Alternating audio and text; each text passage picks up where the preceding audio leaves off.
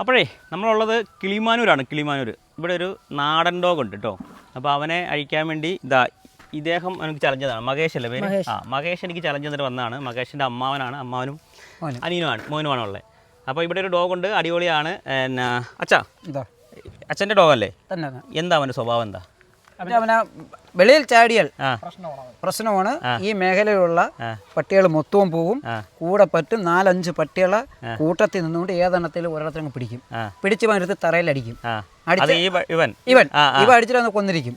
കൊന്ന് ഈ അടുത്ത സമയത്ത് എൻ്റെ തൊട്ടതായത്തെ വീട്, അവിടെ നിന്ന് ഒരു പട്ടി കെട്ടിയിരുന്ന പട്ടീനെ ഇവൻ ചെന്ന് കടിച്ചു കൊന്ന് കുറച്ച് മാംസവും കടിച്ച് വീട്ടിൽ കൊണ്ടുപോകും. അപ്പൊ ഇത് പട്ടിയോട് മാത്രമല്ല ഉദ്ദേശമുള്ളൂ, വേറെ മനുഷ്യരോട് കുഴപ്പമില്ല. മനുഷ്യനായിട്ട് കോണ്ടാക്ട് വെളിയിലില്ല, നമ്മളിതോട് ആക്കിയിട്ടില്ല.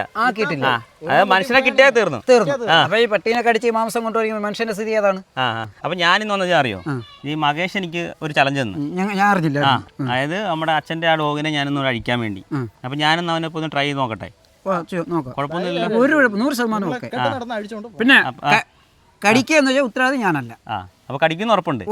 ഉറപ്പാ. ഞാൻ ഉത്തരവാദിയല്ല. ഹോസ്പിറ്റലിൽ കൊണ്ടുപോകില്ല. എന്നാ കുഴപ്പമില്ല. അപ്പൊ എന്നാ ഞാൻ അവന് പോയിട്ടേ അവിടെ നിന്ന് അഴിച്ചോണ്ട് വരാൻ നോക്കാം. ഓക്കെ. കുറെ എന്നെ കടിച്ചങ്ങ് തീരുമാനമാക്കി അപ്പച്ചൻ വന്ന് പിടിച്ചു മാറ്റാൻ നിൽക്കൂലേ? പിടിച്ചു മാറ്റാൻ നിൽക്കും. പിന്നെ എന്നെ കൊണ്ടുവെക്കുന്ന സഹായങ്ങളും ചെയ്തുതരാം. അത് മതി. ഇതിന്റെ ഫുൾ വീഡിയോ നമ്മുടെ ലീഷ് ടോക്സ് യൂട്യൂബ് ചാനലിലുണ്ട്. 3-4 കടിയൊക്കെ അടിക്കുമ്പോൾ അച്ഛൻ പിടിച്ചു വരണം കേട്ടോ. കടിക്കാൻ വെച്ച് കടിക്കാൻ